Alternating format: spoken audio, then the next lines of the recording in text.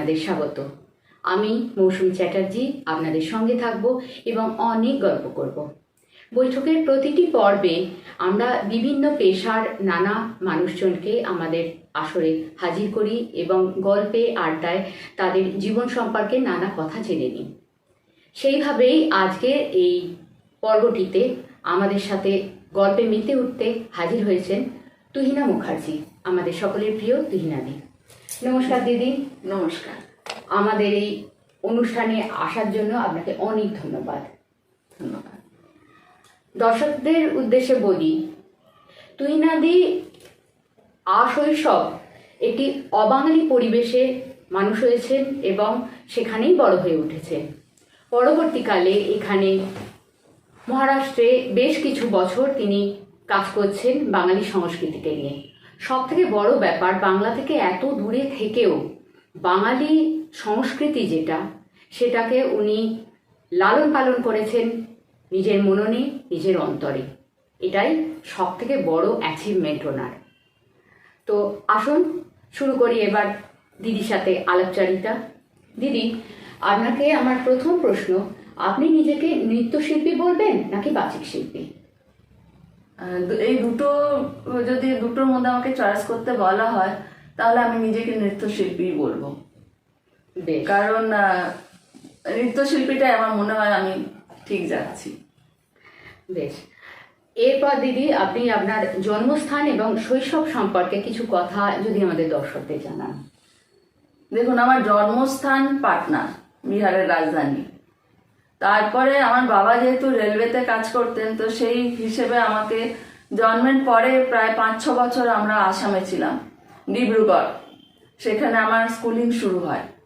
তারপরে আমরা বিহারে, মানে কাটিহার আমার বাড়ি, সেখানে আমার বিগত স্কুলিংটা পুরো কমপ্লিট হয়। তারপর আবার আমি ইউপিতেও যাই, সেখানে আমার কিছু পড়াশোনা হয়। তো বেশিরভাগ সময়টাই আমার বাংলার বাইরে। আচ্ছা, মহারাষ্ট্রে কত বছর হলো আপনার? মহারাষ্ট্রে প্রায় 26 বছর। বাবা, অনেক দিন হয়ে গেল।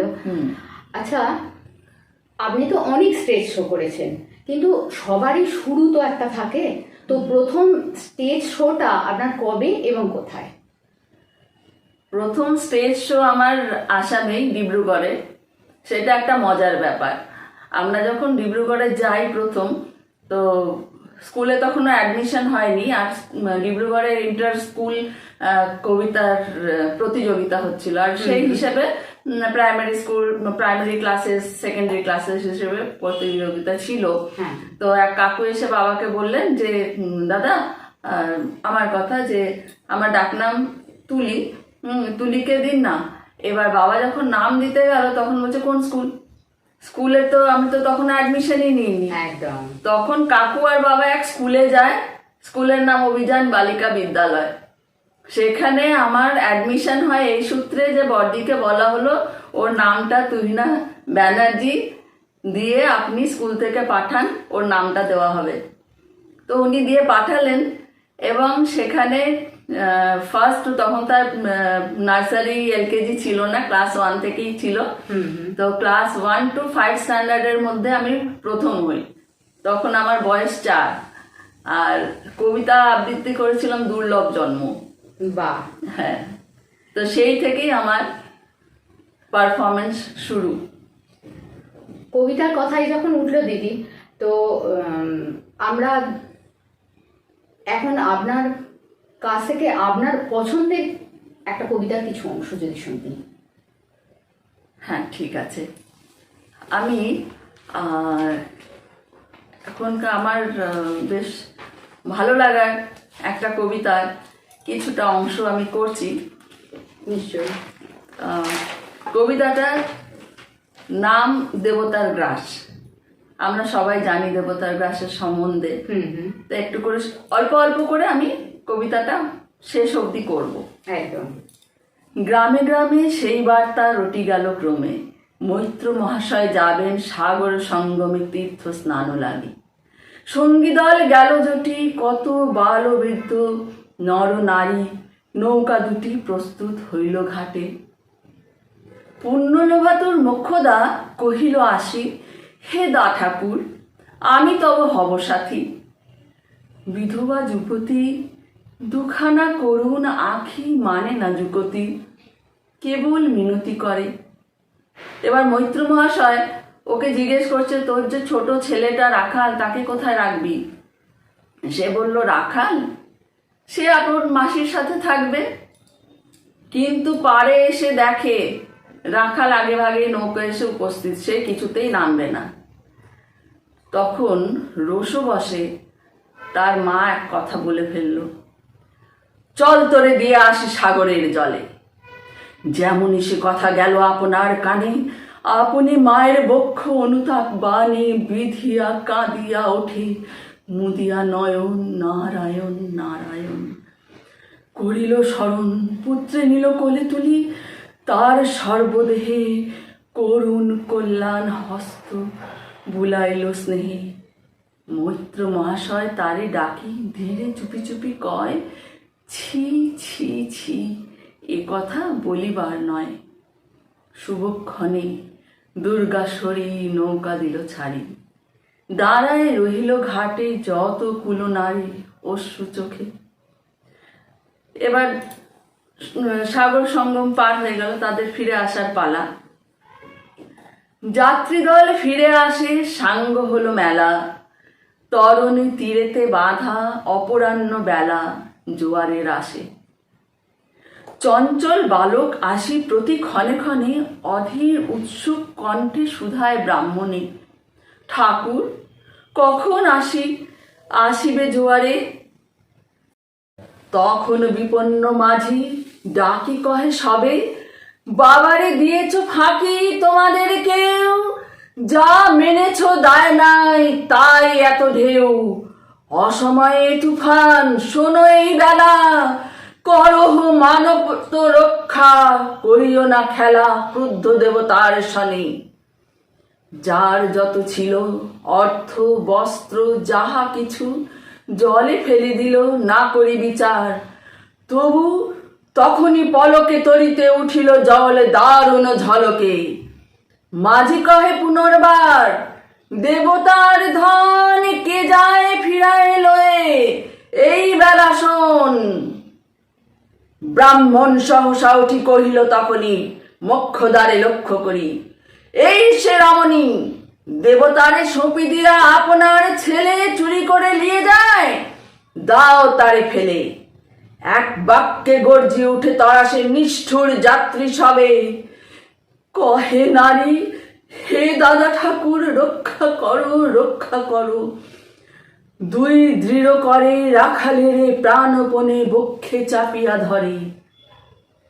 মোক্ষদা কহিল, অতি মূর্খ নারী আমি, কি বলেছি রসবশে ওগো অন্তর্যামী? সেই সত্য হলো, সে যে মিথ্যা কত দূর তখনই শুনে কি তুমি বোঝনি ঠাকুর? শুধু কি মুখের বাক্য শুনেছ দেবতা, শোনোনি কি জননীর অন্তরের কথা? বলিতে বলিতে যত মিলি মাঝি দাঁড়ি, বল করি রাখালের নিল ছিঁড়ি কারি মার বক্ষ হতে। মুহূর্তের তরে ফুটন্ত তরঙ্গে মাঝে মিলে আর্ত চোখে, মাসি বলি ফুরাইয়া মিলালো বালক অনন্ত তিমির তলে। ফিরায় আনিব তোরে, কহি ঊর্ধ্বশ্বাসে ব্রাহ্মণ মুহূর্ত মাঝে ঝাঁপ দিল জলে। আর উঠিল না, সূর্য গেল অস্তাচলে। বাহ, অসাধারণ অসাধারণ লাগলো। আচ্ছা, কবিতা খুব সুন্দর হলো দিদি। এইবার একটু অন্য কোশ্চেন। তো আপনার জন্ম তো একটা অবাঙালি পরিবেশে, সেখানে জীবনের বেশিরভাগ সময়টা কেটেছে। হ্যাঁ। তারপরে এখানে মহারাষ্ট্রে, এটাও একটা অবাঙালি পরিবেশ। হ্যাঁ। তো এত কিছুর মধ্যে বাংলা সংস্কৃতিকে নিয়ে যে চর্চা, সেটা কিভাবে সম্ভব হলো? বাংলা আমি যেরকম বলেছি, আমার বাবা আমাকে প্রথম শুরু করিয়ে দিয়েছিল স্টেজে যাওয়া, এবং প্রতি পদক্ষেপেই আমার বাবা এবং আমার মা জড়িত। এই কবিতাটা নিয়ে এগিয়ে যাওয়া, স্কুলে প্রতিযোগিতা হওয়া, কলোনিতে প্রতিযোগিতা হওয়া, যেখানেই হোক সেখানেই আমার বাবা সবসময় আমাকে গাইড করেছে, এমনি করে বল, এই জায়গাটা এরকম হতে হবে। হ্যাঁ, তো তারপরে আমরা যখন আসাম থেকে চলে আসি সেখানে বহু প্রাইজ পাই, এবং স্কুলে যেরকম এন্ট্রি যেরকম হয়েছিল, আমার ডিব্রুগড় থেকে যখন আসামে গৌহাটিতে পাওয়ার পোস্টিং হলো আমার, সেখানেও আমি নেতাজি বিদ্যাপীঠের ছাত্রী। তো সেখানে আমার স্কুলের নতুন সহপাঠীরা চট করে আমাকে অ্যাকসেপ্ট করার মূলেও আমার সেই কবিতা। সেখানে আমি যাওয়ার পরে আবার ইন্টার স্কুল কবিতা কম্পিটিশন ছিল, বাহ। তো আমি নাম দিই এবং লুকোচুরি কবিতাটি আবৃত্তি করি, ফার্স্ট প্রাইজ আনি। তো তখন তারা লুফে নিয়েছিল আমাকে, এবং দিদিমণিদের কাছে বেশ নাম হয়ে গেছিল। তারপরে আমরা যখন কাঠিয়ারে চলে আসি, আমাদের কাঠিয়ারে রামকৃষ্ণ মিশন স্কুল আছে, স্বামীজিরা আছেন ওখানে, ওখানেও আমি কবিতা পাঠ করি অনেকবারই। তারপরে মানে ওখানেও বেশ বাংলার কালচার আছে, প্রচুর বাঙালি। আমাদের পাড়াটা যদি আমি পরিধি বলি, ধরো 300 মিটার তখন যদি ছিল, তো তার মধ্যে কয়েক ঘর, 3-4টে ঘর অবাঙালি, বাকি সবাই বাঙালি। এবং আমার বাবারা হচ্ছে প্রথম উদ্যোগী আমাদের পাড়ার দুর্গাপুজোর।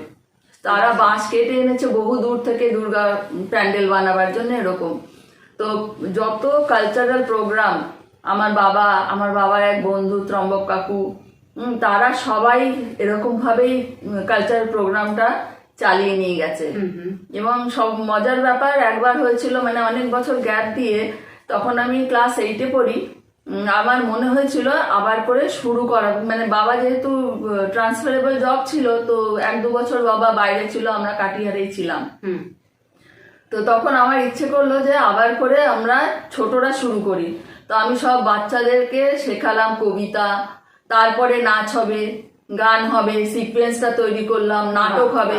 এবার নাটকের স্ক্রিপ্ট আমার কাছে ছিল না, তো আমরা 9th-এর, আমার এক বান্ধবীর 9th-এর গল্প বই থেকে আঙ্কেল পজার নামে একটা ইংলিশ গল্পকে আমি বাংলায় ট্রান্সলেট করে নিয়ে সেটাকে আমরা পারফর্ম করি, এবং পাড়ার সবাইকে ডেকে ডেকে খুব সুন্দরভাবে সেটা হয়। সেটা আবার শুরু আমাদের পাড়ার, এবং তারপরে যত রবীন্দ্র জয়ন্তী সেলিব্রেশন, নজরুল জয়ন্তী সেলিব্রেশন, এবং সেগুলো এখনো হয়ে আসছে, এবং আমি গেলে আবার ওখানে পারফর্ম করিও। বাহ।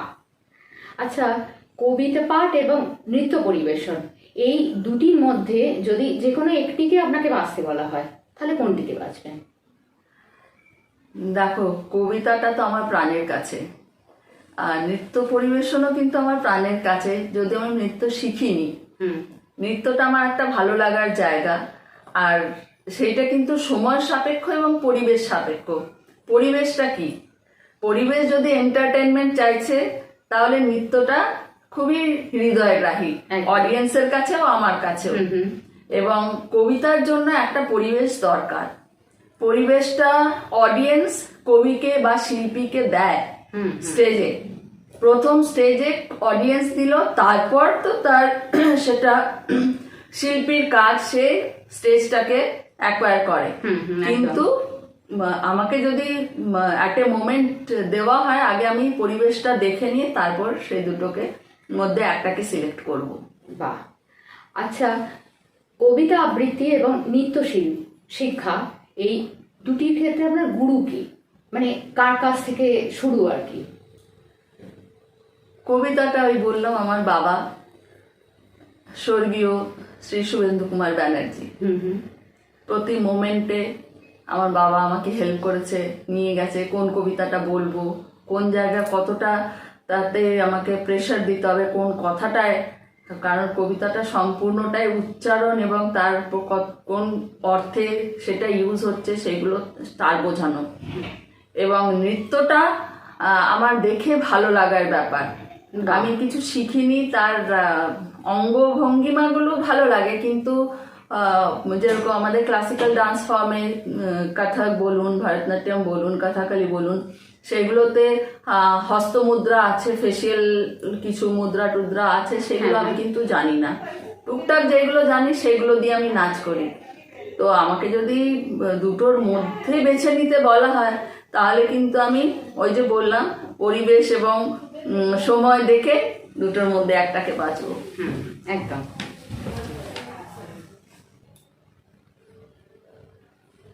অনুষ্ঠান করতে গিয়ে বা রিহার্সাল চলাকালীন ঘটেছে এমন কোনো মজার ঘটনা মনে পড়ে?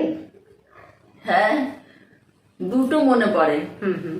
তার মধ্যে যখন আমরা গৌহাটিতে আসি, তো যেহেতু গৌহাটিতে আমার জেঠুও থাকতো আগে থেকে, তো আমাদের যাতায়াত ছিল এবং আশেপাশে সবাই জানতো আমি কবিতা আবৃত্তি করি। আচ্ছা। তো গৌহাটিতে ট্রান্সফার হয়ে আসার পরেই জানা গেল যে কলোনিতে একটা ক্লাব এরকম কবিতা, জাস্ট প্রতিযোগিতা না কিন্তু একটা এরকম হবে, আর সেটা ওপেন স্টেজ, শীতকাল ছিল। তো বাবা আমাকে শিখিয়ে দিল লিচু চোর নজরুল ইসলামের, সেটা দুদিনের মধ্যে। আর লিচু চোর কবিতাটা অনেক বড় একদম। হ্যাঁ, তো সেই হাবুদের তালপুকুরে বাবুদের ডালকুকুরে এরকম করে একটা রিদমে ছন্দে একদম। তো এইবার আমি যখন স্টেজে চড়ি, তা ওপেন স্টেজে আমি কখনো করিনি, আমার সীমাবদ্ধ বা স্টেজ আছে, ওপরে রুফ আছে একটা এরকম করে। তো হঠাৎ করে অতগুলো অডিয়েন্স এসে পড়াতে, চারিদিকে পাঁচিলের ওপর লোকজন চেপে আছে, সামনে আছে, হই হই হই হই হচ্ছে। তো যখন আমরা কম্পিটিশন দিই তখন কিন্তু পিন ড্রপ সাইলেন্স থাকে। তো হঠাৎ করে ওই পরিবেশটা পেয়ে আর দুদিনের মধ্যে কবিতাটাকে তৈরি করে, আর অত লম্বা কবিতা, হঠাৎ করে দেখে না আমি একটু হতভম্ব হয়ে যাই। স্বাভাবিকভাবে সেটা হলো। এবং স্টেজে চড়ার পরে আর কিছুতেই মনে পড়ে না, আমার নাম তো বলেছি, আর কিছুতেই কবিতা মনে পড়ে না। অডিয়েন্সও কিছুক্ষণ শোনার পর, সামনে সব বাচ্চা কাচ্চারাই বসেছিল, তারপর পেছনে বড়রা, অনেকক্ষণ এদিক ওদিক তাকানোর পরে পেছন থেকে হালকা ভাবে আওয়াজটা শুনলাম, বল বল হাবুদের তালপুকুরে। যখন কানে গেল তারপর ধরে ফেললাম কবিতাটা এবং তখন অ্যাট এ স্টেজ বলে গেলাম। সেটা একটা মজার ব্যাপার। তারপর সবটাই সম্পূর্ণভাবে সুন্দরভাবে হয়ে গেল। কিন্তু যে দাদা নিয়ে গেছিল তাকে থ্রেটনিং দিয়ে গেছিলাম, দাদা তুমি কিন্তু বাড়িতে গিয়ে জেঠুকে বলো না। আর ও গিয়ে সেইটাই করলো, দাদাকে জেঠুকে বললো, সে বিশাল মারপিট হলো দাদার সাথে। খুবই মজার ব্যাপার। খুবই মজার ব্যাপার। হ্যাঁ। আরেকটা হচ্ছে, তখন আমি একটু বড়, আমি এই চালনা করছি সবাইকে আমাদের বাড়িতে। তো রবীন্দ্র জয়ন্তী সেদিন, 9 মে, জেনারেলি 8 মে 9 মে পরে রবীন্দ্র জয়ন্তীটা, যাই হোক। আর সেদিনকে সত্যি এত অন্ধকার ঘনিয়ে আসছে সকাল থেকে, আর আমাদের বাগানটাতেই স্টেজ করা হতো, বিশাল বড় বাগান, স্টেজ এবং অডিয়েন্স সব ওখানে বসার বন্দোবস্ত করা হতো। চেয়ার টেয়ার সব এসে গেছে সকাল থেকে, আগের দিন থেকেই সব ত্রিপল সব খাটানো হয়ে গেছে। আর আমার স্টেজটাতে রুফ আছে, কিন্তু অডিয়েন্স যেখানে বসবে সেখানে কোনো রুফ নেই, চেয়ার অ্যারেঞ্জমেন্ট করে করা হয়েছে। এমন অন্ধকার, আমরা তো রিহার্সাল করেই যাচ্ছি। এবার দুপুর থেকে কিন্তু আমার দাদাকে বলছে, তুই এই গানটা করিস না, আর আমি করবই। সেইটা আমার মায়ের বেছে দেওয়া গান, কৃষ্ণকলি আমি তারেই বলি।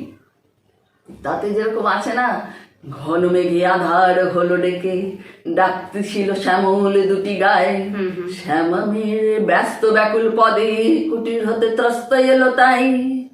আকাশ পানে হানি জোগাল ভুরু, শুনলে বারেক মেঘের গুরু গুরু, কালো তা সে যতই কালো দেখেছি তার কালো হরিণ চোখ, কৃষ্ণকলি আমি তারে বলি। তো এই যে ঘন মেঘে আধার হলো দেখে দাদা কিন্তু আমাকে বারবার বলছে, বলিস না ঘন মেঘ এসে যাবে। আর সত্যি উপশান্তে বৃষ্টি। আমাদের সেদিনকে পারফরমেন্স হলো না, প্রোগ্রাম হলো না। বাবা আর কাকু বললাম, ত্রম্বক কাকু, এবং ওরাই সবাই আবার করে সেই স্টেজটাকে আর ভাঙতে দিল না, খোলালো না। পরের দিন ওইটা থাকলো, পরের দিন আমরা পারফরমেন্স করলাম, সবাই আনন্দে বাড়ি গেল। বাহ! তো এই দুটো ইনসিডেন্টস আমার ভীষণ মনে পড়ে। একদম। আচ্ছা, আপনি তো অনেকগুলো পারফরমেন্স করেছেন এতদিন, কিন্তু জীবনের শ্রেষ্ঠ পারফরমেন্স আপনি কাকে বলবেন, যেটা করে আপনি নিজে খুব স্যাটিসফাইড হয়েছেন, যে বাহ এটা বেশ ভালো হলো আর কি? দেখো, শ্রেষ্ঠ পারফরমেন্স যদি বলি, ছোটবেলা থেকে যেগুলো করেছি, যেরকম পরিবেশ পেয়েছি, ও সবই ঠিক আছে, ভালো। কিন্তু আজ এসে যদি আমি দাঁড়িয়ে আমি বলি আমার পারফরমেন্স না, নিবেদন বা শ্রদ্ধাঞ্জলি, সেটা আমার বাবাকে দেওয়া। কয়েক মাস আগে আমার বাবা গত হয়েছেন, আমার কাছেই ছিলেন বাবা। বাবা আমাকে মাঝে মধ্যেই জিজ্ঞেস করতেন, এই ওই কবিতাটা বল, ওই গানটা কর, ওই নজরুল গীতিটা কর। কাজের ফাঁকে ফাঁকে জোর করে ডেকে নিয়ে এসে বসিয়ে করতো। কিন্তু শেষের দিকটায় এমন তাড়াহুড়ো, বাবা অসুস্থ হয়ে পড়লো, গান টান শোনানো হলো না। আগের দিন সন্ধ্যে 6:24 বাবা চলে গেল। তো পরের দিন বাবার ক্রিমেশনটা হয়েছিল। তো বাবাকে বাড়িতে নিয়ে আসলাম যখন, সারা রাত আমি ভাবলাম বাবাকে কি শোনানো হলো না, কি রয়ে গেল। তখন আমার মনে হলো বাবাকে এই কবিতাগুলো শোনানো হলো না, বাবাকে ওই গানগুলো গিয়ে শোনানো হলো না। তো বাবাকে নিয়ে এসে যখন বাবাকে সাজিয়ে টাজিয়ে শুইয়ে রাখলাম, বাবার পাশে বসে কতগুলো গান গাইলাম, কতগুলো কবিতা বললাম। তার মধ্যে একটা গান বাবার ভীষণ প্রিয় ছিল, নজরুল গীতি, পিহু পিহু বিরহি পাপিহা বলে। হ্যাঁ, তো যেরকম পিহু পিহু বিরহি পাপিহা বলে, পিহু পিহু বিরহি পাপিহা বলে, কৃষ্ণ চূড়া বলে ফাগুন সমীরণে, ঝরে ফুল বনপথ তলে, পিহু পিহু বিরহি পাপিহা বলে।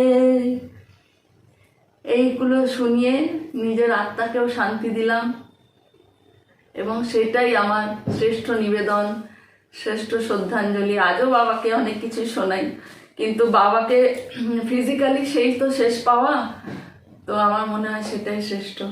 একদম একদম, অবশ্যই এটা মানে সব মানুষেরই অন্তরের ব্যাপার বলা চলে, একদম। তো দিদি, আপনার গলায় আমরা একটা গান শুনে নেবো এবার। ঠিক আছে, একটা গজল গাই। বেশ বেশ, খুব সুন্দর। आज जाने की जिद ना करो, हाय आज जाने की जिद ना करो, यूं ही पहलू में बैठे रहो, हाँ यूं ही पहलू में बैठे रहो, हाय आज जाने की जिद ना करो, हाय मर जाएंगे हम तो लुट जाएंगे, हाय मर जाएंगे हम तो लुट जाएंगे, ऐसी बातें किया ना करो, आज जाने की जिद ना करो, तुम ही सोचो जरा, क्यों न रोके तुम्हें,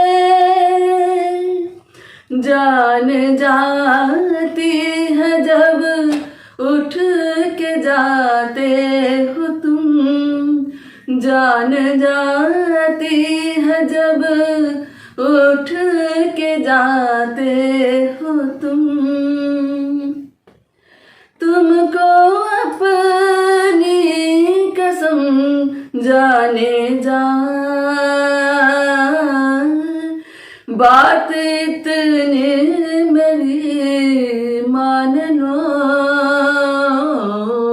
आज जाने की जिद ना करो, हाय आज जाने की जिद ना करो। বাহ বাহ, খুব সুন্দর। সুরে সুরে ভরে গেল আমাদের এই আসর। তো স্বপ্নের কোনো পারফরমেন্স আছে যেটা মানে করতে ইচ্ছা আছে কিন্তু এখনো পর্যন্ত মঞ্চস্থ করা হয়নি? হ্যাঁ আছে।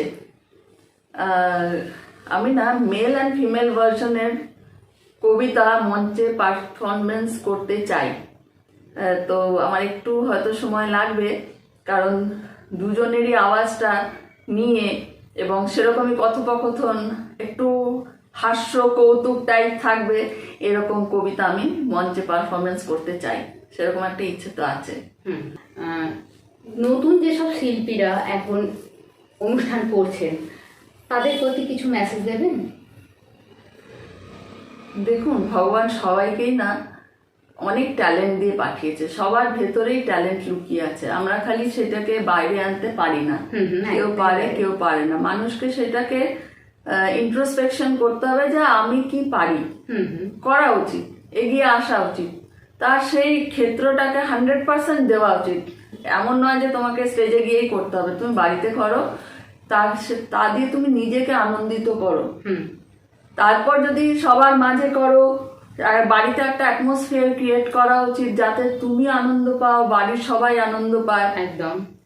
তো সেইটা তো আমি বলবো যে সবাই শিল্পী, তো সেই মানে স্টেজে গিয়ে পারফরমেন্স করলে সে শিল্পী, আর না করলে শিল্পী নয় তা না, সবাই শিল্পী। এবং এইটা আমাদের জীবনের একটা পার্ট, সেটাকে কিন্তু আমাদের তুলে ধরতে হবে, আমাদের ভালো লাগার জায়গাটা আমাকে তৈরি করে নিতে হবে। একদম। তো আমি তো সেটাই বলবো যে তোমরা 100% দাও, চিন্তা করো না। কারণ অনেক কিছু, এই যে আমি বললাম হাউদের তাল পুকুরে, ভুলে গেছিলাম, কিন্তু এগিয়ে যেতে হবে। সেরকম সবাই ভুলে যায়। নাটক করতে গিয়ে স্টেজেও অনেক পারফরমেন্স কাট হয়ে যায়, কিন্তু অডিয়েন্স কিছু বুঝতে পারে না, সুতরাং ভালো হয়ে যায়। তো সেটা চিন্তা কিছু নেই, করে যাও। আচ্ছা, একদম শেষ প্রশ্নে চলে আসবো। দিদি, আপনাকে অনেক স্টেজে নৃত্য পরিবেশন করতে দেখেছি, কিন্তু বেশ কিছু বছর হলো নৃত্য পরিবেশন করতে আপনাকে দেখা যাচ্ছে না, সেটা শারীরিক কারণেই হোক বা অন্য যে কোনো কারণে। আমরা কি ভবিষ্যতে কখনো তুহিনাদিকে আবার নৃত্য পারফরমেন্স করতে দেখতে পারবো মঞ্চে? এই যে শারীরিকটা বললে না, সত্যি আমার প্রবলেম আছে, কারণ আমি কোনো ডান্সকে